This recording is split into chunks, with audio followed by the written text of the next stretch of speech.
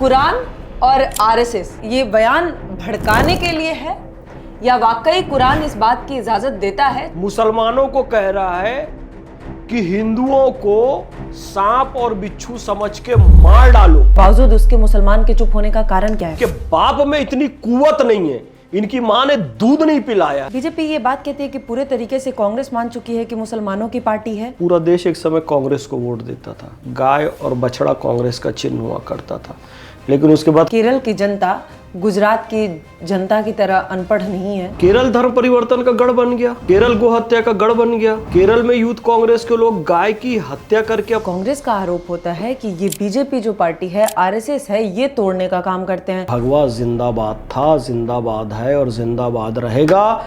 ऐसे कई खड़गे, ऐसे कई खेड़ा। हेमंत विश्व शर्मा जी के वाइफ पे तमाम आरोप लगाए और भरी महफिल में एक महिला को चीरहरण करने का प्रयास किया, नग्न करने का प्रयास किया। उसने सारी सीमाएं जब तोड़ दी तो भगवान श्री कृष्ण ने कहा शठे शाठ्यम समाचरेत। बीजेपी और आरएसएस जहरीली पार्टी है, जहरीला सांप है और जहां भी दिखे वहां मार दो, क्योंकि जहरीले सांप को मार देना चाहिए, ऐसा इजाजत कुरान भी देता है। ऐसा मुसलमानों को भड़काया गया। ये बयान मेरा नहीं है, लेकिन ये बयान कांग्रेस अध्यक्ष मल्लिकार्जुन खड़गे का है और ये बयान असम के एक चुनावी रैली में इस तरीके का बयान दिया गया और उसके बाद लगातार विवाद बढ़ता चला गया। लेकिन कितनी इस बात में सच्चाई है, क्योंकि पूरी एक कम्युनिटी को, नमाजियों को, मुसलमानों को इस तरीके से भड़काना कितना उचित है और इस बात की इजाजत कुरान कहां तक देता है, यह भी जानना उतना ही जरूरी है। इसी मुद्दे पर हम चर्चा करेंगे और जानेंगे। हमें लगा क्यों ना कुरान के जानकार को ही बुला ली जाए और एक बार चर्चा की जाए कि आखिर इस बयान में कितनी सच्चाई है, बीजेपी और आरएसएस को लेकर कितनी बोली गई बात सच है और साथ ही साथ कुरान कहां तक इजाजत देता है। ये सब जानने के लिए हम बुलाए हैं एमआरएम सदस्य फैज खान जी को। सर, बहुत बहुत स्वागत है आपका। धन्यवाद। सबसे पहला सवाल यही होगा सर कि कुरान और आरएसएस दोनों को एक साथ जिस तरीके से और ये बयान भड़काने के लिए है या वाकई कुरान इस बात की इजाजत देता है, चाहे वो जहरीला सांप ही क्यों ना हो, बीच नमाज से उठ के मार दो। बिस्मिल्लाहिर्रहमानिर्रहीम रब्बिश रहली सदरी व यस्सिरली अमरी वहलुल उक़दतम मिन लिसानी यफ़क़हू क़ौली।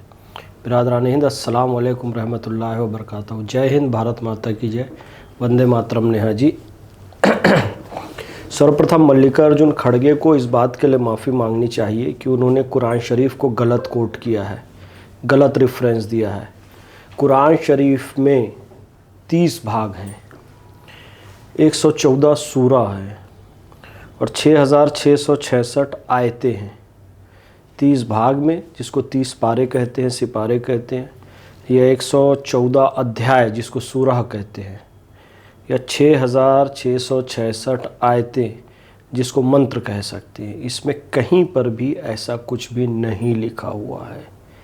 आप सोच रहे हैं यदि मल्लिकार्जुन खड़गे के अलावा कोई और बोला होता तो मदनी गैंग, ओवैसी गैंग और कट्टरपंथी मौलाना गैंग सर तन से जुदा के नारे लगाने लगते कि आपने कुरान शरीफ को कैसे गलत कोट किया, मिसकोट किया, जो है ही नहीं वो कैसे बोल दिया। लेकिन ये सारे कट्टरपंथी मौलाना हफ्ता लेते हैं क्या कांग्रेस से? उनके टुकड़ों पे पलते हैं क्या? या कांग्रेस से डरते हैं क्या? या मल्लिकार्जुन खड़गे इनके पिता हैं कि पितामह हैं कि वालिद हैं कि दादा हैं कि चाचा हैं कि उससे खौफ खाते हैं? जो व्यक्ति सीधा सीधा कुरान शरीफ को गलत कोट कर रहा है, उसके बारे में अपमानजनक बात कर रहा है, उसके लिए आप चुप हैं। फिर दूसरी बात, ये भी कह दिया कि कुरान में ऐसा लिखा है कि ऐसा काला सांप बिच्छू दिखे तो नमाज छोड़कर उसे मारने दौड़ो, और फिर आगे बढ़ते हुए कहा कि ये काला सांप या बिच्छू बीजेपी है और आरएसएस है और इसे मारो।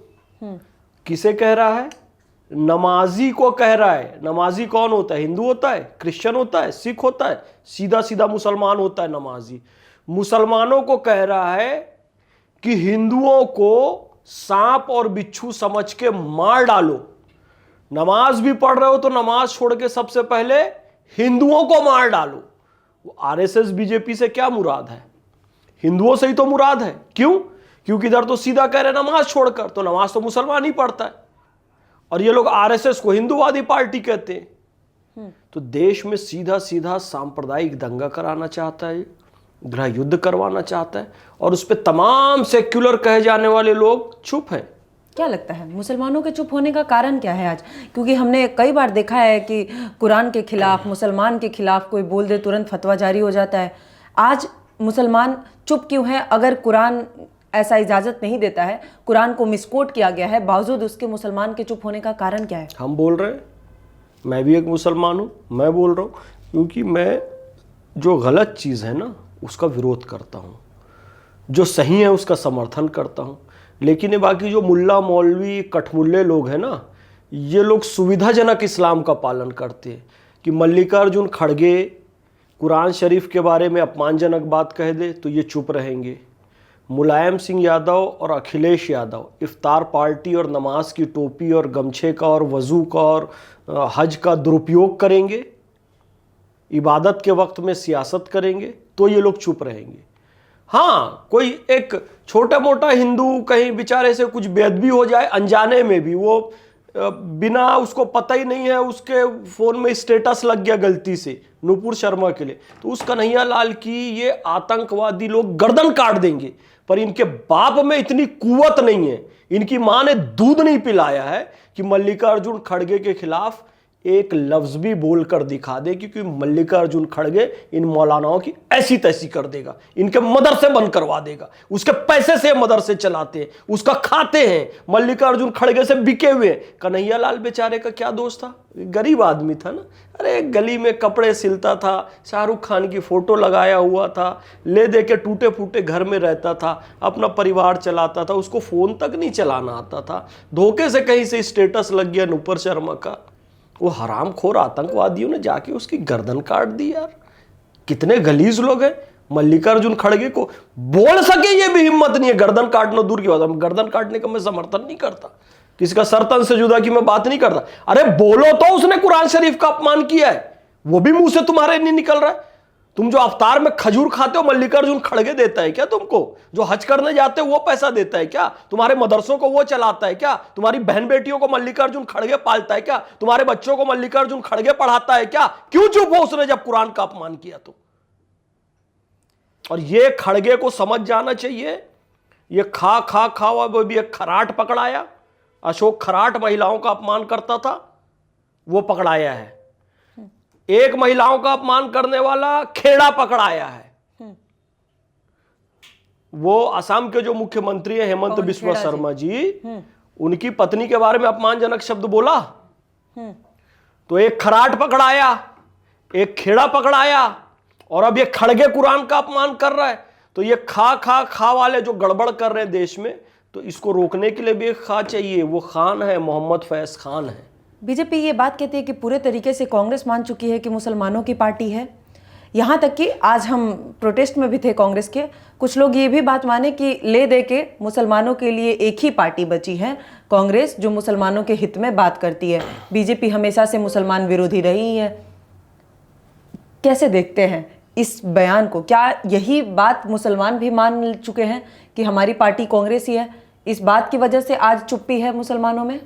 देखिए, एक बात समझनी चाहिए कि कांग्रेस के जो प्रधानमंत्री रहे मनमोहन सिंह जी, उनका ये खुल्लम खुल्ला स्टेटमेंट है कि देश के संसाधनों पे पहला हक मुसलमानों का है। और मुसलमानों को मल्लिकार्जुन खड़गे भी भड़का रहे हैं। लेकिन ये सब स्टेटमेंट क्यों आते हैं आपको पता है? मुसलमान उनके हैं इसलिए नहीं आते हैं, मुसलमानों को लोग राजनीतिक टूल के रूप में इस्तेमाल करते हैं इसलिए आते हैं। और दूसरी बात, उनको पता है कि मुसलमान उनके हाथों से छिटक रहा है, इसलिए बार बार मुसलमानों की भावनाओं को भड़काने के लिए स्टेटमेंट आते हैं। मुसलमान क्या पूरा देश एक समय कांग्रेस को वोट देता था। गाय और बछड़ा कांग्रेस का चिन्ह हुआ करता था, लेकिन उसके बाद कांग्रेस वाले खुद गो हत्या में शरीक हो गए। केरल में युवा कांग्रेस ने बछड़े को काट कर अपना विरोध प्रदर्शन किया। तो जब ये गौ माता से, भारतीय संस्कृति से दूर होते गए तो कई सारे हिंदू भी इनसे दूर हो गए। बीजेपी हिंदुओं की पार्टी कहलाने लगी। मुसलमानों को भी ढेर सारा विकल्प मिल गया। मुसलमान भी समाजवादी पार्टी, बहुजन समाज पार्टी, नीतीश कुमार, लालू प्रसाद यादव के खेमे में चले गए। इतना ही नहीं, हिंदू और मुसलमान ही अलग नहीं हुए, कांग्रेस के नेताओं का भी कांग्रेस से मोह भंग होने लगा। आप क्या चाहते हैं? मतलब आप एक बात अगर जानती हो कि ये राष्ट्रवादी कांग्रेस पार्टी के जो हैं, ये शरद पवार, ये क्या है? कांग्रेस से तो निकली है राष्ट्रवादी कांग्रेस है। शरद पवार, तारिक अनवर, पीए संगमा, फिर ममता बनर्जी, तृणमूल कांग्रेस क्या है? वो भी कांग्रेस से ही निकली है। तो कांग्रेस से निकल के बहुत सारे लोगों ने अपनी अलग अलग पार्टियां बना ली। ये सारे लोग कांग्रेस के ही थे। यहां तक कि आप जो आरएसएस के संस्थापक कहते हैं ना, डॉक्टर केशव राव बलिराम हेडगेवार जी, वो भी एक समय कांग्रेस के सदस्य थे। उस समय उनको कांग्रेस का चाल चरित्र समझ में आ गया था, इसलिए उन्होंने भी कांग्रेस छोड़ दी और आज तक कांग्रेस को छोड़ने का सिलसिला जारी है। इसलिए ये समय आ गया कि कांग्रेस 50 के अंदर आ गई, 100 के अंदर आ गई और स्थिति ये आ गई कि वो सुप्रिया श्रीनेत को 99 सीट आने पर जश्न मनाना पड़ रहा था। जश्न मना रही थी। मतलब जो पार्टी 415 तक गई, वो पार्टी 99 सीट पर जश्न मना रही है कि हम जीत गए। मतलब उनकी कितनी बुरी स्थिति हो गई है। कांग्रेस किसी की नहीं है, कांग्रेस सत्ता की है। कांग्रेस को सत्ता नहीं मिल रही है तो ये लोग बौरा गए हैं, पगला गए हैं। इसको बहराना पगलाना बोलते हैं, मानसिक रूप से विक्षिप्त हो जाना, वही हो गई है कांग्रेस। आप कह रहे हैं कि आरएसएस के जो संस्थापक रहे हैं वो भी कांग्रेस से ही निकले थे और आज वही कांग्रेस पार्टी आरएसएस को जहरीली सांप कह रही है और सीधे चिता रही है कि ये भी है, आरएसएस भी है। यहाँ तक नहीं, आज मेरे कांग्रेस कार्यकर्ताओं से भी बात हुई उनके प्रोटेस्ट में, सीधे तौर पे कह रहे हैं कि ये आतंकवादी हैं, ये सबसे ज़्यादा भड़काने वाला संगठन है देश के अंदर, इस संगठन को पूरे तरीके से ख़त्म करना चाहिए, यही सबसे ज़्यादा देश विरोधी संगठन है। देखिए, सबसे ज़्यादा देश विरोधी पार्टी तो कांग्रेस पार्टी है। 28 दिसंबर 1885 को मुंबई के गोकुलदास तेजपाल संस्कृत महाविद्यालय में 72 सदस्यों की उपस्थिति में W.C. बनर्जी की अध्यक्षता में और एलन ऑक्टेवियम ह्यूम के मार्गदर्शन में कांग्रेस की स्थापना हुई। फिर विलियम मिडनबर्ड, जॉर्ज ह्यूल से लेकर ये सारे विदेशी उसके अध्यक्ष रहे और सोनिया गांधी तक, जो कि इटली से आई हुई हैं, विदेशियों के प्रभाव में कांग्रेस रही है। और इसी का प्रमाण ये है कि जो भी अच्छे लोग रहे वो कांग्रेस से शुरू में जुड़े तो, लेकिन कांग्रेस की सच्चाई समझते ही अलग हो गए। आप देखेंगे कि एक भी कांग्रेस का नेता कभी फांसी पे नहीं चढ़ा है, एक भी कांग्रेस का नेता कभी अंडमान निकोबार की जेल की यात्रा नहीं किया है, एक भी कांग्रेस के नेता ने लाठी कभी नहीं खाई है। एकमात्र लाला लाजपत राय जी को अगर छोड़ दिया जाए तो किसी कांग्रेसी ने लाठी भी नहीं खाई है। इनको जेल भी होती थी तो ये सब आगा खां पैलेस में रहते थे, महल में रहते थे, तो इनको जेल भी इतनी मौत से होती थी। मैं कहना नहीं चाहता हूँ कोई बात, जब कोई सावरकर जी पर आक्षेप लगाता है ना, तब मुझे मजबूरी में कहना पड़ रहा है। महात्मा गांधी जी का हर पत्र जो वायसरॉय को लिखते थे, तो नीचे क्या लिखते थे आपको पता है? बताऊंगा तो हंगामा मच जाएगा। वायसरॉय को लिखते थे, आपका आज्ञाकारी नौकर मोहनदास करमचंद गांधी। बापू है हमारे, नोट पे है,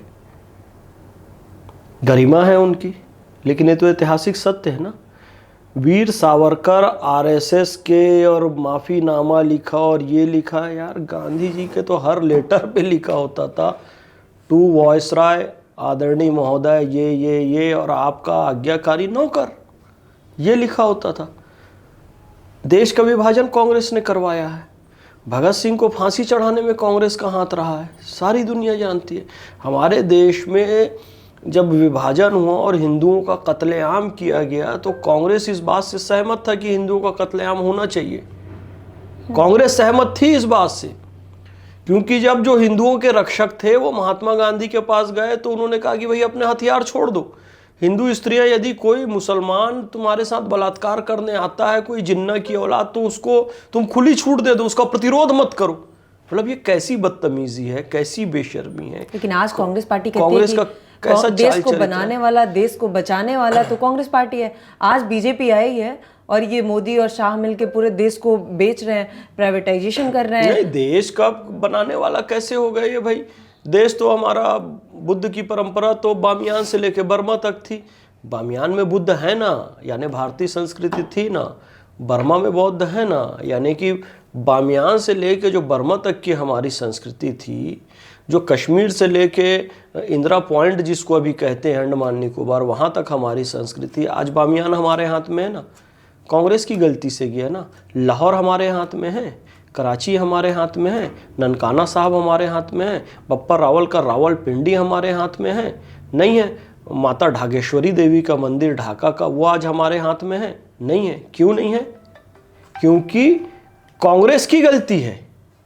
कांग्रेस ने देश को तोड़ा, इन्होंने बनाया कहाँ है देश को? तो शर्म आनी चाहिए इन लोगों को ऐसे स्टेटमेंट देते हुए। अच्छा, यही नहीं रुका, केरल में जब गए खड़गे जी तो वहाँ पे स्टेटमेंट दे दिए कि ये केरल की जनता गुजरात की जनता की तरह अनपढ़ नहीं है, यहाँ पढ़े लिखे समझदार जनता है, सोच समझकर वोट करती है। अब उसके बाद बीजेपी उनको घेर रही है कि आप कैसे पूरे गुजरात, वहाँ पे गुजराती जनता को आप अनपढ़ कह दिए। ठीक है भाई, गुजरात की जनता अनपढ़ है, गुजराती अनपढ़ है। फिर प्रश्न आ गया, कांग्रेस ने अपना आदर्श पुरुष किसे माना हुआ है? पूजनीय महात्मा गांधी, मोहनदास करमचंद गांधी जी, बापू जी, महात्मा जी। अनपढ़ है, नासमझ है, कैसे करोगे? मतलब मैं बार बार कह रहा हूं, ये लोगों का मानसिक संतुलन बिगड़ चुका है। जो गुजरात आपको धीरू भाई अंबानी दे रहे हैं, जो गुजरात आपको मुकेश अंबानी दे रहे हैं, जो गुजरात जीडीपी में सबसे आगे है, जिस गुजरात ने अपने यहाँ शराब बैन करके रखा हुआ है, जिस गुजरात की संस्कृति ने पूरे अफ्रीका का डेवलपमेंट किया हुआ है, जिस गुजरात की संस्कृति ने पूरे विश्व में अपना परचम लहराया हुआ है, भारतीय संस्कृति ने भारतीय संस्कृति का परचम लहराया हुआ है, जिस गुजरात की संस्कृति ने, उसको आप निकृष्ट बता रहे हैं, नीचा बता रहे हैं। और कहाँ की बात करें? केरल की। केरल धर्म परिवर्तन का गढ़ बन गया, केरल गो हत्या का गढ़ बन गया। केरल में यूथ कांग्रेस के लोग गाय की हत्या करके अपना विरोध प्रदर्शन कर रहे हैं। कांग्रेस मानसिक रूप से विक्षिप्त हो चुकी है। जो सभ्य सुशिक्षित लोग हैं गुजरात के, उनके बारे में अपशब्द कह रही है। और केरल जो कि धर्म परिवर्तन का गढ़ बन चुका है, ईसाई मिशनरीज का गढ़ बन चुका है, गो हत्यारों का गढ़ बन चुका है, आतंकवादियों का गढ़ बन चुका है, उसके फेवर में आप बात कर रहे हैं, तो वहां तो स्थिति और बिगड़ती जाएगी ना। केरल मोस्ट इंटेलेक्चुअल, मोस्ट धार्मिक लोगों का नगर हुआ करता था। कम्युनिस्टों और कांग्रेसियों ने जाकर उसे बिगाड़ दिया। आदि शंकराचार्य जी हमारे केरल से थे।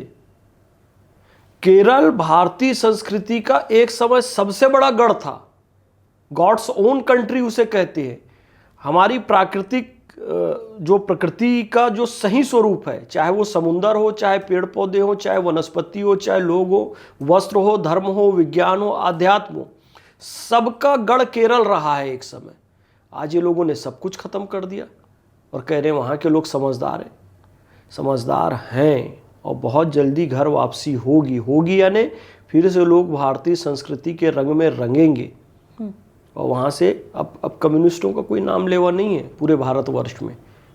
केवल ये लोग किताबों में मिलते हैं, केवल जेएनयू में नारेबाजी और ढपलीबाजी करते हैं। ये लोग जीवन में कभी नहाते नहीं हैं। ये बदबूदार लोग सुबह से ढपली लेकर निकलते हैं गाज़ा और फिलिस्तीन के लिए, इंडियन आर्मी को गाली देते रहते हैं, टाटा और दूसरे प्रोडक्ट के सामने जाके बदतमीजियाँ करते रहते हैं, भीख मांगते रहते हैं। दिन भर ये लोग ढपली बजा बजा के 1000-1500 रुपये इकट्ठा करते हैं, फिर अपने अड्डे में जाते हैं, देसी दारू की बोतल लाते हैं, उसके बाद कुछ पापड़ फ्राई, चना और कुछ आमलेट वगैरह का जुगाड़ करके रात भर ये लोग देसी दारू पीते हैं, गांजा खींचते हैं। फिर इनकी सामूहिक क्रियाएं तरीके की चालू होती हैं, क्योंकि इनके लिए तो फ्री सेक्स है, इनके लिए तो कोई नैतिकता है नहीं, परिवार और विवाह तो इनके लिए कुछ भी नहीं है। तो ये सारी हरकतें करते हैं, कुछ गे रहते हैं, कुछ लेस्बियन रहते हैं, ये सब। अच्छा, मैं ऑन कैमरा बोल रहा हूँ ये सब चलाओ, किसके बाप में दम है मेरे ऊपर केस करके दिखाओ। ये साले हरकतें करते हैं।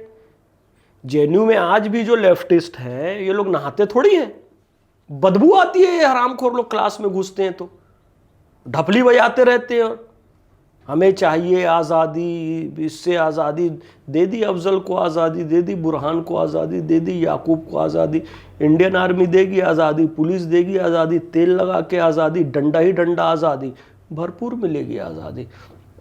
उनके गढ़ को आप कह रहे वो सभ्य और सुशिक्षित लोग हैं। मैं बताता हूँ, मैं छत्तीसगढ़ से हूँ। छत्तीसगढ़ में जब नक्सलियों का हमला होता था, पुलिस वालों को छुप के मारते थे, हमारे सीआरपीएफ वालों को एम्बुश लगाकर। एम्बुश क्या होता है पता है? जंगल में एक सड़क जा रही है, जंगल में सड़क जा रही है, उसमें पुलिस का, सीआरपीएफ का, आर्मी का काफिला जा रहा है। सामने पेड़ एक ठो गिरा हुआ मिलता था, यानी सड़क ब्लॉक है। और सड़क ब्लॉक है तो समझ जाते थे कुछ खतरा है, पेड़ गिराया गया। अब ये पीछे जाएं तो पीछे भी वो लोग एक पेड़ गिरा देते थे और रोड ब्लॉक कर देते थे, मतलब अब ये एम्बुश में फंस गए। अब दोनों तरफ से आके गोलियां मारते थे, गोलियां मारे, जब वो मर गए तो फिर उनका सर काट के उससे फुटबॉल खेलते थे और फुटबॉल खेल के वीडियो जारी करते थे। और उसके बाद जेएनयू में इस बात की खुशी मनाई जाती थी कि पुलिस वालों का सर काटा गया, इंडियन आर्मी का सर काटा गया और उससे फुटबॉल खेला गया। ये जनवादी जनतंत्र की जीत हो गई, माओवाद की जीत हो गई, मार्क्स की जीत हो गई। अबे थू है तुम्हारे चेहरों पे। नक्सलवाद खत्म हो रहा है, हो गया। गृह मंत्री का जो लात मार मार के भगाया है सबको, पूरा नक्सलवाद खत्म, विचारधारा खत्म, लोगों को मार डाला गया नक्सलियों को, और जो बचे उनको मुख्य धारा में ले आया गया। नक्सलवाद खत्म। जल्दी ये जेएनयू में भी ये मार्क्स और माओ की औलादें खत्म हो जाएंगी। भारतीय सांस्कृतिक राष्ट्रवाद यही भारत का मूल है और यही जिंदा था और जिंदा है और जिंदा रहेगा। यही आज आरएसएस की विचारधारा है, अखंड भारत की, तोड़ने की नहीं, टूटे हुए दिलों को जोड़ने की विचारधारा आरएसएस की है। भगवा ध्वज त्याग का, तप का, तपस्या का, तितिक्षा का, तर्क का, तत्व का, तरुणाई का, ऊंचाई का, गहराई का प्रतीक भगवा ध्वज आरएसएस का आदर्श है। इसीलिए तिरंगे में भी भगवा को सबसे ऊपर लिया गया। महाराजा ययाति, महाराजा मनु से लेकर छत्रपति शिवाजी महाराज, महाराणा प्रताप और भगत सिंह तक सबका ध्वज भगवा था, गीत भगवा था। मेरा रंग दे बसंती चोला, ख्वाजा मोइनुद्दीन चिश्ती अजमेरी जब भारत आए तो पूरा ज़िंदगी भगवा रंग पहनते रहे। भगवा रंग को चिश्ती रंग कहा जाता है। तो ये भगवा तिरंगा हमारी आन बान शान है। भगवा भारतीय संस्कृति का प्राण है और ये भगवा जिंदाबाद था, जिंदाबाद है और जिंदाबाद रहेगा। ऐसे कई खड़गे, ऐसे कई खेड़ा लेड़ा आके चले गए, संघ 100 साल पूरे कर लिया। भारतीय संस्कृति हजारों सालों से जीवित है और रहेगी। लेकिन कांग्रेस का आरोप होता है कि ये बीजेपी जो पार्टी है, आरएसएस है, ये तोड़ने का काम करते हैं। फॉरवर्ड वालों को हर जगह यहाँ पे जगह देते हैं, निचले दलितों को यहाँ पे प्रताड़ित किया जाता है, मुसलमानों को प्रताड़ित किया जा रहा है। और ये सारा सिस्टम शुरू हुआ है 2014 के बाद, जब से सरकार में बीजेपी है। देखिए बात ये है ना, मुसलमान तो मैं भी हूँ, मैं तो आरएसएस में हूँ, कहता हूँ जी, मुझे तो नहीं प्रताड़ित किया गया। अच्छा ये बताओ क्यों कहा जा रहा है आरएसएस तोड़ने वाली पार्टी? आज मुसलमानों में बड़ा वायरल चेहरा जो दिखाई देता है, जो भारत माता की जय भी बोलता है, वंदे मातरम भी बोलता है, मैं हूँ ना। मुझे तो किसी ने कोई प्रताड़ित नहीं किया, आरएसएस वाले ने मुझे तो किसी ने प्रताड़ित नहीं किया। बोलते हैं तो ये एक तो ये लोग झूठ बोलना बंद करें कि मुसलमानों को प्रताड़ित किया। असल में आरएसएस में कंसेप्ट ही नहीं है कि ये मुसलमान है कि ये दलित है। आपके पास एक चश्मा है, वो जैसे ही आप लगाते हो तो उसमें आपको मुसलमान दिखाई देता है, दलित दिखाई देता है, ब्राह्मण दिखाई देता है, वैश्य शूद्र। आरएसएस के पास वो चश्मा ही नहीं है। वो कहता है यार जो हिंदुस्तान में रहता है हिंदू है, हिंदुस्तानी है, हिंदवी है। ये आरोप क्यों लगता है फिर कि सबसे ज़्यादा बांटने का काम हो रहा है, हिंदू मुसलमान सबसे ज़्यादा देश के अंदर हो रहा है, दंगा इस नाम पे, हिंदू मुसलमान के नाम पे दंगा हो रहा है देश के अंदर? देखो, अगर 100 लोग भ्रष्टाचारी हैं, एक बोलेगा कि मैं भ्रष्टाचार नहीं करूंगा, तो वो एक ही भ्रष्टाचार के आरोप में पकड़ाएगा। बाकी 99 जो है वो बच के निकले, क्योंकि सारे भ्रष्टाचारी हैं। कांग्रेस खुद सांप्रदायिक पार्टी है, संप्रदाय के आधार पर देश का विभाजन किया। ये समाजवादी पार्टी सांप्रदायिक पार्टी है, लालू प्रसाद यादव की पार्टी सांप्रदायिक जातिवादी पार्टी है। तो ये सब एक होकर आरएसएस पर आरोप लगाते, क्योंकि आरएसएस समरसता की बात करता है। उसको पता ही नहीं है, वो सुदूर जंगल में जाके वनवासी कल्याण आश्रम भी चलाएंगे, एक बच्चा भी किसी गांव में है तो वहां पर एकल विद्यालय चलाएंगे, सही तरीके से कानूनी सुविधा मिले, सलाह मिले, इसलिए अधिवक्ता परिषद भी चलाएंगे। विद्यार्थियों के बीच राष्ट्रवाद देशभक्ति का प्रचार प्रसार हो, इसलिए अखिल भारतीय विद्यार्थी परिषद भी चलाएंगे। हिंदुओं का कल्याण हो, इसलिए विश्व हिंदू परिषद भी चलाएंगे। सीमाएं सुरक्षित रहे, इसलिए सीमा जागरण मंच भी चलाएंगे। मुस्लिमों में राष्ट्रवाद का प्रचार प्रसार हो, इसलिए मुस्लिम राष्ट्रीय मंच भी चलाएंगे। ईसाइयों में राष्ट्रवाद का प्रचार प्रसार हो, ईसाई राष्ट्रीय मंच भी क्या दिक्कत है भाई? स्वदेशी का बोलबाला हो, इसलिए स्वदेशी जागरण मंच भी चलाएंगे। तो ये सब आरएसएस का है। तो जो भ्रष्ट लोग हैं वो सारे मिलकर आरोप किस पे लगाएंगे? जो ईमानदार है, जो देशभक्ति की बात करता है। आरएसएस यासीन होगा सर, जिसको लेकर खड़गे जी जहरीले सांप तक बोल दिए। हाँ, कुछ है खड़गे जी के दिमाग में, फितूर है, वही है। खड़गे जी की उम्र हो चुकी है, उनके अंदर पागलपन है, उनके अंदर कुछ साइको प्रॉब्लम है। बयान दे दिए। विवादित नहीं, ये सत्य है भाई, उनको इलाज करवाना चाहिए। साइकिक केस है। देखिए, ये बात आप कह रहे हैं, इसी बात पे आज घेरा गया जंतर मंतर पे। क्या बात? किस हेमंत विश्व शर्मा जी को क्या कि दलित विरोधी हैं, ये माफी मांगे। खड़गे जी को इस तरीके का बयान दे रहे हैं, आपत्तिजनक टिप्पणी कर रहे हैं खड़गे जी पे। वो हमारे राष्ट्रीय अध्यक्ष हैं, बुजुर्ग हैं, और उनका आप सम्मान नहीं कर रहे हैं, दलित का सम्मान नहीं कर रहे हैं। और जैसा आपने कहा, ठीक ऐसा ही कहा था हेमंत विश्व शर्मा जी ने। तो आके कोई मेरा विरोध करे, किसी में दम है तो, किसी के बाप में दम है तो आके मेरा विरोध करे। मैं भी नंगाई में उतर जाऊंगा, मैं मुसलमान हूं इसलिए मेरा विरोध करे। अबे तुम्हारा बाप हूं मैं, ये 2 कौड़ी का विक्टिम कार्ड नहीं खेलता मैं। उल जलूल देश के खिलाफ बोलते हो, वो जातिवादी बात करती हैं वो दोनों लड़कियां। कौन? वो राष्ट्रीय जनता दल चुनाव के पहले जो दोनों आती थी, जिन्होंने आरजेडी को हरवा दिया, क्या नाम है वो दोनों प्रवक्ताओं का?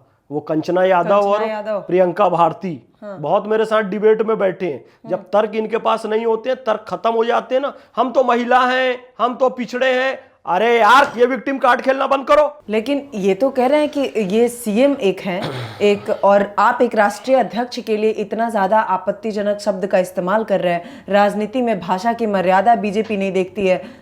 बिलो द बेल्ट जाके बात करते हैं ये लोग। अब कह रहे हैं पूरे कांग्रेस वाले लगातार, चाहे वो राहुल गांधी हो, प्रियंका गांधी हो, जयराम रमेश हो, तमाम दिग्गज नेता सब निकल कर आ रहे हैं, माफी की मांग कर रहे हैं। यहां तक कि कह रहे हैं कि प्रधानमंत्री चुप होकर इस बात का बढ़ावा दे रहे हैं और दलितों का अपमान वो भी सह रहे हैं, उनको भी इस पर बयान देना चाहिए और हेमंत विश्व शर्मा जी से माफी की मांग करनी चाहिए। यार, आप मुझे क्यों, मैं मुसलमान हूं, मेरा अपमान क्यों करते हो? पहले ये बताओ। मुझे दलाल क्यों बोल देते हो? मुझे पैसा खाता है क्यों बोल देते हो? ऐसा क्यों बोलते हो आप? बताओ ना। मैं भी मांग करूंगा इस बात की। ये सब बकवास बातें हैं, तोड़ने वाली बातें हैं। आप तथ्य तर्कों पर बात नहीं करते हैं तो दलित, महिला और मुस्लिम और ये जाति वो जाति का विक्टिम कार्ड खेलने लगते हैं। सीधी सादी बात ये है। लेकिन कांग्रेस कह रही है कि पवन खेड़ा जी ने जिस तरीके से हेमंत विश्व शर्मा जी के वाइफ पे तमाम आरोप लगाए और जो कि तथ्य के साथ लगाए, वो इस बात का दावा कर रहे हैं कि हमारे पास प्रमाण भी है और भ्रष्टाचार को लेकर या फिर उनके गोल्डन पासपोर्ट को लेकर 3 देशों का उनके पास वीजा है, इस तरीके का आरोप लगाया गया। और वो कह रहे हैं कि ये तथ्य सही है, इसीलिए बौखलाए हुए हैं हेमंत विश्व शर्मा जी और कुछ भी बयान दे रहे हैं, किसी के खिलाफ कुछ भी बोल रहे हैं। देखो, 3 देश का पासपोर्ट तो किसके पास हो ही नहीं सकता टेक्निकली, ना उनकी पत्नी के पास है। तो पवन खेड़ा को टेक्निकली इतना ज्ञान नहीं है, एक तो है ना, किसी भी व्यक्ति के पास एक ही देश का पासपोर्ट हो सकता है। तो वो गलत बोल रहे हैं और वो महिला है, महिला का अपमान भी कर रहे हैं। और बिलो द बेल्ट कौन गया? बिलो द बेल्ट क्या होता है बताओ ना आप मेरे को। बिलो द बेल्ट वही खड़गे जी को जो बोलना, नहीं, खड़गे जी के लिए बुजुर्ग। और बिलो द बेल्ट क्या होता है आप समझो। बिलो द बेल्ट का कंसेप्ट आया कहाँ से? बिलो द बेल्ट किसने बोला था सबसे पहले? बिलो द बेल्ट मारने के लिए भगवान श्री कृष्ण ने कहा था। किसको कहा था पता है? भीम को कहा था। और किसको मारने कहा था पता है? दुर्योधन को मारने कहा था। क्यों कहा था पता है? क्योंकि दुर्योधन ने भरी महफिल में एक महिला को चीरहरण करने का प्रयास किया, नग्न करने का प्रयास किया। उसने सारी सीमाएं जब तोड़ दी और वहाँ पर बैठे हुए थे द्रोणाचार्य, कृपाचार्य, धृतराष्ट्र, दुशासन, दुर्योधन, भीष्म पितामह, विदुर, सारे विद्वान बैठे हुए हैं, महिला का अपमान हो रहे हैं तो चुप। तो ये सारे बिलो द बेल्ट गए ना। तो भगवान श्री कृष्ण ने कहा शठे शाठ्यम समाचरेत, जो जैसा है उसको उसी के हिसाब से मारो। ये नैतिकता, इंसानियत, मानवता देश तोड़ू लोगों के लिए नहीं है, औरतों की इज्जत से खेलने वाले लोगों के लिए नहीं है। तो भगवान श्री कृष्ण ने कहा भीम कहाँ इसकी छाती पे मार रहा है, पीठ में मार रहा है, सर में मार रहा है, ये मरेगा नहीं। मैंने इसकी जंघा कमजोर कर दे, मार बिलो द बेल्ट। और एक गदा उठाकर जैसे ही भीम ने मारा दुर्योधन चित्त, तो बिलो द बेल्ट राक्षसों को मारना शास्त्र सम्मत है। और जो मेरा देश तोड़े, जो भारत तेरे टुकड़े होंगे इंशाल्लाह के नारे लगाए, जो कश्मीर को तोड़ने की बात कहे, जो असम चिकन नेक को काटने की बात कहे, और ये खड़गे फड़गे लेड़ा फेड़ा उसको समर्थन दे, क्यों मेरा असम अलग होगा यार? क्यों नॉर्थ ईस्ट अलग होगा? तो उसको मारेंगे बिलो द बेल्ट। कांग्रेस वाले सपोर्ट करते हैं ना, शर्जील इमाम और ये उमर खालिद जैसे लोगों को, यासीन मलिक को अपने यहाँ बुलाते हैं, तो मारेंगे बिलो द बेल्ट, क्यों नहीं मारेंगे? पवन खेड़ा जी का जो आरोप है उसको कैसे देखते हैं? सब फालतू बात है। मानसिक रूप से लोग विक्षिप्त हो चुके हैं। फिर कह रहा हूं, इनके पास कोई तथ्य बचे ही नहीं है। मैं बार बार कह रहा हूं। इसलिए मोदी जी कौन सा ड्रेस पहनते हैं, वो कौन से कलर की पैंट पहनता है, वो कौन से कलर की टोपी पहनता है, इनके पास यही मुद्दे बच गए। राहुल गांधी के भी टी शर्ट पे तो बयान आता है ना सर बीजेपी के तरफ कैसे से। बोलोगे सठे साठे हम समाचारित कैसे करोगे? तुम इधर चड्डी का कलर देखोगे तो हम तो तुम्हारी टी शर्ट का ही कलर बता रहे हैं। मैं बोलना नहीं चाहता हूं, नहीं तो ये सब समाजवादी पार्टी और कांग्रेसियों ने जयाप्रदा के बारे में क्या क्या कहा है, कितनी अपमानजनक बातें कही है। किसी महिला, मतलब तुम्हारा स्टैंडर्ड इतना गिरा हुआ है यार। है क्या किसी भी पार्टी में वो भाषा की मर्यादा रखा गया है क्या? देखो भाषा आज के राजनीति में दिखता है आपको? भाषा की मर्यादा होनी चाहिए, जरूर होनी चाहिए, मैं इस बात को मानता हूं। और संसदीय भाषा का प्रयोग संसद के अंदर भी होना चाहिए और संसद के बाहर भी होना चाहिए। लेकिन जिस तरीके से कांग्रेस और समाजवादी पार्टी और राष्ट्रीय जनता दल के लोगों ने भाषा की मर्यादा को तार तार किया है, तो उसकी प्रतिक्रिया हो रही है। अच्छा, ये लोग जैसे महात्मा गांधी एक सूत्र दे के चले गए, जो कोई कितना भी मारे आपको उसको मारपीट से जवाब नहीं देना है। कोई एक गाल पे मारे दूसरा गाल आगे कर लो, है ना? तो कांग्रेस वाले ये सीख गए हैं कि गांधी ने ऐसा जनमानस बना दिया है, ख़ास तौर से राष्ट्रवादियों का, हिंदुओं का, कि बेचारे बहुत सॉफ्ट रहेंगे, उदार रहेंगे। इनको जितना भी पीट दो, जितना भी गाली बक दो, जितना भी कुछ कर दो, ये कुछ नहीं करेंगे। इनके बारे में कितनी अपमानजनक बात बोल दो, ये कुछ नहीं करेंगे। अब हिंदुओं थोड़ा सा रिटेलिएट करना प्रारंभ किया, थोड़ा सा विरोध करना प्रारंभ किया, तो वो इनको असहिष्णु नज़र आ रहा है। बीजेपी वाले भी उनको उसी की भाषा में जवाब देने लग गए, तो वो असहिष्णु नज़र आ रहा है। अब देखो, जैसे ये अभी आप बोलोगे भाई ये आप कैसी बात करें, वो रुबीना परवीन है एक, इंदौर में पार्षद है, बदजात औरत है वो। बदजात का क्या मतलब होता है उसको सर्च करना। अभी आप ये चलेगा, उसके जो टुच्चे गुंडे जो हैं वो मेरे पीछे दौड़ेंगे, भागेंगे कि रुबीना को बदजात औरत बोला। ऑन कैमरा बोल रहा हूँ, बदजात औरत है वो। उसने क्या कहा है पता है? वंदे मातरम। हिंदुओं, एक बाप की औलाद हो तो मुझसे वंदे मातरम बुलवा कर दिखाओ। यानी कि कोई हिंदू एक बाप की औलाद नहीं है। यही बात ओवैसी, अकबरुद्दीन ओवैसी भी ने कही थी कि सीता माता कहां कहां गई थी। ये सारे हिंदुओं की मां को कह दिया कि तुम्हारी मां एक से अधिक पुरुषों से संबंध बनाकर तुम्हें पैदा की है। रुबीना हिंदुओं को यह कह रही है, सारे हिंदुओं की मां की गाली दे रही है, सारे हिंदुओं को बाप की गाली दे रही है, तो उसको बदजात औरत कह रहा हूं। मेरे खिलाफ कुछ कहने से पहले उस रुबीना को अंदर डालना, उस बदजात औरत को जो हिंदुओं को मां की गाली दे रही है, जो हिंदुओं को 10 बाप की औलाद कह रही है। स्टेटमेंट उठाकर देखो ना, वीडियो चल रहा है पूरा मीडिया में हिंदू एक बाप की औलाद है तो मुझसे वंदे मातरम कहलवा कर दिखाए। मैं रूबी अपमान तो आप कर दिए। नहीं, हमारे यहां शूर्पणखा का सम्मान करने की परंपरा भी नहीं है, उसकी नाक कटती ही है समाज में। पूतना का सम्मान करने की परंपरा है, होलिका जलेगी मरेगी, समझ गए? शूर्पणखा की नाक कटेगी, सीता माता का सम्मान करेंगे, राधा रानी का सम्मान करेंगे, माता शैलपुत्री, ब्रह्मचारिणी, चंद्रघंटा, कुष्मांडा, स्कंद माता, कात्यायनी, कालरात्रि, महागौरी, सिद्धिदात्री का सम्मान करेंगे, हम रानी दुर्गावती का सम्मान करेंगे, हम रजिया सुल्तान का भी सम्मान करेंगे, हम बीबी फातिमा का भी सम्मान करेंगे, हम मदर मैरी का भी सम्मान करेंगे। लेकिन जो डायन औरत अपने ही पति को काट के नीले ड्रम में डाल दे, अपनी ही बच्ची को ले जाकर रेलवे के ट्रैक में फेंक दे दूसरी शादी करने के लिए, अपने ही देश के हिंदुओं को मां की गाली दे, तो उसको बदजात नहीं कहेंगे तो और क्या कहेंगे? उस घटिया औरत को उसका फूलमाला से स्वागत करेंगे क्या? और हिंदू मां बहन की गाली सुनकर चुप रहे क्या? तो इसको सोचने वाली बात है तो है। अब उसने ये बात कही और सारे हिंदू पार्षद वहां थे, उनको मां बहन की गाली बक रही थी वो। मैं बनता हूं बाल गंगाधर तिलक, मैं अपने ऊपर लेता हूं कि मैं भड़का रहा हूं। भाई रैंड्स और आयर्स की हत्या की गई ना, आरोप लगा कि तिलक जी ने भड़काया था। मैं एक बात कहना चाह रहा हूं कि उस सदन के अंदर एक भी हिंदू मां बहन में इतनी दम नहीं थी कि उसको बाल पकड़ के घसीट के मारते जब वो हिंदुओं को मां की गाली दे रही थी। तो चलो तुम जान से नहीं मारो, हम जान से मारने का समर्थन है, क्योंकि स्वतंत्रता आंदोलन के समय अंग्रेजों को जान से मारना था। लेकिन आज देश के गद्दारों को बाल पकड़ के घसीट के दो तमाचा तो लगा सकते हो। भड़का रहे हैं आप हैं? मैं तो बाल गंगाधर तिलक बनने तैयार हूं ना, मैं तो कह रहा हूं। उनके कहने पर मारा गया, भड़काया, उन्होंने भड़काया, ऐसा आरोप लगा कि उन्होंने भड़काया रैंड और आयर्स को मारने के लिए अंग्रेज अधिकारियों को। तो मैं थप्पड़ मारने भड़का रहा हूँ मोहम्मद फैज खान।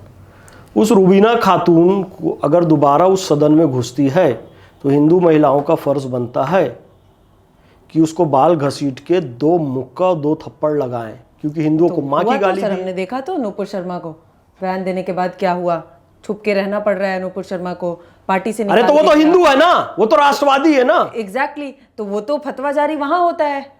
तो मैं कर रहा हूं ना फतवा जारी, उसको दो थप्पड़ लगने चाहिए, क्यों नहीं लगने चाहिए? वो और कांग्रेस तुष्टीकरण वाली वो क्या बोली है पता है? कांग्रेस जाए भाड़ में, मैं तो निर्दलीय जीत जाऊंगी। कांग्रेस ने जो मुस्लिम तुष्टीकरण किया, आज ये कह रहे हैं कि कांग्रेस जाए भाड़ में। वो रुबीना खातून का स्टेटमेंट है। कांग्रेस ने ही तो इन लोगों को आगे बढ़ाया था ना। ये कट्टरपंथी, कठमुल्ले, मौलाना, इंस्टेंट ट्रिपल तलाक, हलाला जारी रखो, महिलाओं को गुजारा भत्ता नहीं दो, कट्टरपंथ को बढ़ावा देती गई कांग्रेस। ये सब बातों का इस्लाम से कोई लेना देना नहीं था। इन सब बातों को कांग्रेस बढ़ावा देती गई। आज स्थिति होगी रुबीना खातून जैसी सांप्रदायिक बदजात औरत ये कह रही है कि कांग्रेस जाए भाड़ में। रुबीना खातून या रुबीना खान जो भी है, तेरी मां ने दूध पिलाया है तो आके मुझे रोक के दिखा, मैं वंदे मातरम बोलूंगा। तेरे कितने कठमुल्लाओं के साथ तू उठती बैठती है, कितने तेरे कट्टरपंथी आतंकियों के स्लीपर सेल मौलाना मुफ्ती दू पाल के रखी है। मैं मुसलमान हूं, पक्का मुसलमान हूं, और वंदे मातरम गाऊंगा, चाहे जिंदा रहे चाहे मर जाएं, हम गाएंगे हम वंदे मातरम। और रुबीना खान, तू एक बाप की औलाद है, तेरी मां 10 लोगों के पास नहीं गई है, तो मुझे रोक के दिखा। मोहम्मद फैज खान बोलेगा वंदे मातरम, वंदे मातरम, वंदे मातरम, चाहे जिंदा रहे चाहे मर जाएं, हम गाएंगे हम वंदे मातरम। वंदे मातरम का जो गायक नहीं है, भारत में रहने के लायक नहीं है, धन्य धन्य इसे लिखने वाली कलम, गाएंगे हम वंदे मातरम। है रुबीना खातून और उसके टटपुंजियों में दम, तो आके मुझे रोक के दिखाएं। सर कैसे देखते हैं पूरे इस बयानबाजी और जिस तरीके से ये माहौल बना हुआ है? 5 राज्यों में चुनाव है और अभी आज असम में भी वोटिंग जारी है और कांग्रेस भी लगातार इस बात का विरोध कर रही है कि हेमंत विश्व शर्मा हमारे अध्यक्ष के खिलाफ बोल दिए, दलित के खिलाफ बोल दिए। उधर पश्चिम बंगाल में भी चुनाव है, वहां पर 90 लाख वोटरों का नाम कटा है, उसको भी लेकर काफ़ी ज़्यादा हंगामा मच रहा है। ममता बनर्जी का मानना है कि हमारे जो समर्थक हैं, हमारे वोटर है, उनका ही नाम कटा है।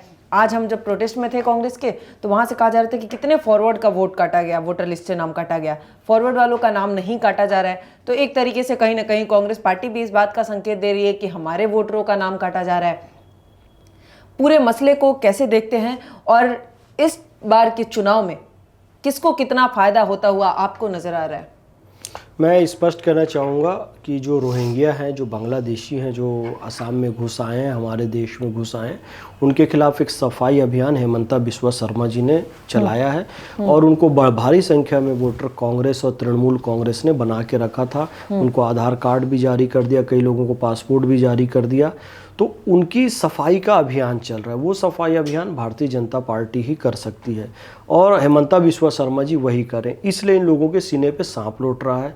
हेमंता बिस्वा शर्मा जी पर उलझुली आरोप लगा रहे हैं, लेकिन असम की जनता इस बात के लिए प्रतिबद्ध है कि इस बार भी भारतीय जनता पार्टी की सरकार बनेगी, हेमंता बिस्वा शर्मा जी मुख्यमंत्री बनेंगे। वहाँ की जनता ने पूरी तरीके से मन बना लिया है, विदेशी भगाए जाएंगे। भारतीय संविधान का अनुच्छेद 326 कहता है कि इस देश में वोट देने का अधिकार भारत के नागरिक को है, न कि बांग्लादेशी और रोहिंग्या का। तो मेरे सामने तो क्लियर है, जीत दिखाई दे रही है।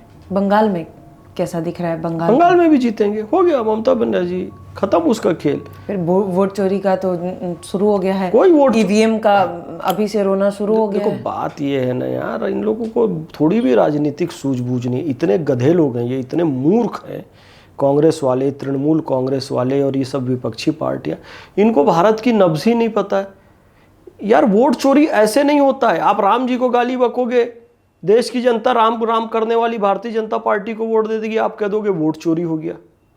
आप गो हत्या का समर्थन कर दोगे, आप फिर भारतीय जनता पार्टी गो रक्षा की बात करने लग जाएगी। फिर इसके बाद आप अफजल गुरु और ये सब कसाब और ये जो जेल में बंद है अभी जो लड़के उमर खालिद और ये सब का, उनका समर्थन करने लग जाओगे। भाजपा ऐसे आतंकवादियों का विरोध करती है। तो देश की जनता की नब्ज समझे बिना, संस्कृति समझे बिना भाजपा ऐसे खत्म नहीं होगी। जो बीजेपी के विरोध बात करने लगे उसको देश विरोधी बताने लगते हैं बीजेपी वाले। अरे नहीं, देखो बात ये है ना, इनके देश विरोधी बयान तो होते भी तो है ना। बीजेपी क्यों ऐसा बताएगी जबरदस्ती किसी को? मेरे को तो कोई बीजेपी वाला नहीं बोला। क्योंकि आप बीजेपी की बोली बोलेंगे, यही कहेंगे। मैं बीजेपी के बोल नहीं बोलता हूँ, मैं तो बीजेपी का मेंबर भी नहीं हूँ। जब मैं बीजेपी का मेंबर नहीं हूँ भाई, मैं देश का 1/140 करोड़ नागरिक हूँ। 1/140 करोड़ भारत हूँ मैं हम भारत के लोग हूँ। मैं स्वतंत्र देश का नागरिक हूँ। मैं मेरे को लगता है सब पार्टी का एनालिसिस किया, बीजेपी सही है, इसलिए मैं बीजेपी के फेवर में बोलता हूँ। कांग्रेस सही लगने लगी, कांग्रेस के फेवर में बोलूँगा। इनको नॉलेज ही नहीं है, बीजेपी को ख़त्म कर देंगे। अरे बीजेपी को ख़त्म करने के लिए बीजेपी के मुद्दे खत्म करना पड़ेगा। आप कहते हो बीजेपी मंदिर मस्जिद की कहते हैं कि बीजेपी में दम है तो ईमानदारी से वोट करा के दिखा दे, एक भी सीट नहीं जीत पाएगी, एक भी स्टेट नहीं जीत पाएंगे। देखो इसको बोलते हैं चक्रक दोष। चक्रक दोष मैं कैसे समझाऊं आपको? जैसे ये है, इसके दोनों तरफ आप लिख दो PTO। क्या लिखो? PTO। तो PTO का मतलब होता है प्लीज टर्न ओवर, कृपया पृष्ठ पलटिए। इधर भी PTO लिख दिया, इधर भी PTO लिख दिया। आप देखोगे प्लीज टर्न ओवर, कृपया पृष्ठ पलट, इधर पलटोगे तो इधर भी क्या लिखा है? PTO। फिर बोलोगे नहीं इधर कुछ बात है, फिर इधर पलटोगे तो इधर, अरे इधर PTO, पलटना पड़ेगा, इधर PTO पलट। ये कभी खत्म होगा? इसको दर्शन शास्त्र में कहते हैं चक्रक दोष। आपका घर कहाँ है? राम के घर के सामने। तो भाई राम का घर कहाँ है? मेरे घर के सामने। दोनों का घर कहाँ है? आमने सामने। तो ये चक्रक दोष कहलाता है। चुनाव जीत गए तो लोकतंत्र की जीत हो गई, हार गए तो बीजेपी ने बदमाशी की, निष्पक्ष चुनाव नहीं कराया। फिर जीत गए अगली बार तो लोकतंत्र की जीत हो गई, फिर हार गए तो बीजेपी ने ईवीएम हैक कर लिया। तो बहाना है ये, तो इसको चक्रक दोष है। बाकी फायदा बीजेपी को ही होगा। निश्चित होगा, निश्चित होगा, और हो भी रहा है। आने वाले 2047 तक तो बीजेपी रहेगी ही, क्योंकि विकसित भारत बनाने का संकल्प है। 100% रहेगी 2000। और देखो अभी तो मोदी जी हैं, देखो इनका दर्द ये खत्म काहे नहीं होता है बे? ये दर्द काहे नहीं खत्म होता है भाई, ये वाला मीम डालना। अटल जी आ जाएंगे तो बड़ी गड़बड़ होगी, मोदी जी आए तो नहीं यार, अटल जी ठीक थे भाई, उदार थे, मोदी जी गड़बड़ है। अभी योगी जी आ जाएंगे, प्रधानमंत्री बनेंगे तो फिर क्या करें, नहीं नहीं मोदी जी ठीक थे, योगी बड़ा गड़बड़ है, ये दर्द काहे खत्म नहीं। उसके बाद तुम्हारा बाप मोहम्मद फैज खान आएगा, समझ गए, तुम्हारी ऐसी तैसी करने के लिए। ये देश को हम विश्व गुरु बनाएंगे और हर एक गद्दार को क्या करना चाहिए, माला पहनाना चाहिए। ये नारा गलत है क्या, देश के गद्दारों को गोली मारो सालों को, सही नारा है। ऐसे भड़काऊ बयान, क्या भड़काऊ बयान, देश के गद्दारों को माला पहनाओगी, देश के गद्दारों को माला पहनाओगी, आप जिसको अफजल गुरु को माला पहनाओगी। युवा है देश के युवा हैं, चिकन नेक काट दूंगा ये देश का युवा है, मवाद भर दूंगा नॉर्थ ईस्ट को अलग कर दूंगा ये देश का युवा है। वो वहां से ममदानी लेटर लिख रहा है कि इसको छोड़ दो। अबे क्यों छोड़े रे ममदानी, फिर मेरे मुंह से भी निकलता है, क्योंकि गुस्सा आता है ना, हम देशभक्त हैं, गुस्सा आता है। तू न्यूयॉर्क का मेयर, न्यूयॉर्क में लादेन ने हमला किया, न्यूयॉर्क का टाइम स्क्वायर सबसे बड़ा चौक, वहां लादेन की मूर्ति लगा, ममदानी लगाएगा? अपने देश के आतंकवादी जो तेरे देश पे हमला किया उसकी मूर्ति लगाएगा? तो हमारे देश के ये आतंकियों के पिल्ले उमर खालिद, शर्जील इमाम, इनके सपोर्ट में तू क्यों बोल रहा है भाई? Who are you? ठीक है सर, बहुत बहुत धन्यवाद। कुल मिलाकर बात वही है कि जिस तरीके से कुरान को सामने रखकर ये बात हवाला दिया गया कि ये कुरान कहता है जहरीले सांप को मारने की बात, सर ने पूरे तरीके से इस बात को खारिज भी किया। और इस तरीके की आपत्तिजनक टिप्पणी एक रैली में और एक कांग्रेस पार्टी के अध्यक्ष के द्वारा कितना उचित है, ये तो जनता आज के चुनाव में भी बता दी होगी और नतीजा हम सबके सामने बहुत जल्द आ ही जाएगा। बहरहाल आप क्या सोचते हैं, जिस तरीके से लगातार आपत्तिजनक टिप्पणियां आ रही हैं, आखिर उसको आप कैसे देखते हैं? अपनी राय हमें कमेंट सेक्शन में जरूर बताइएगा। अभी के लिए धन्यवाद, देखते रहिए पॉलिटिकल अड्डा।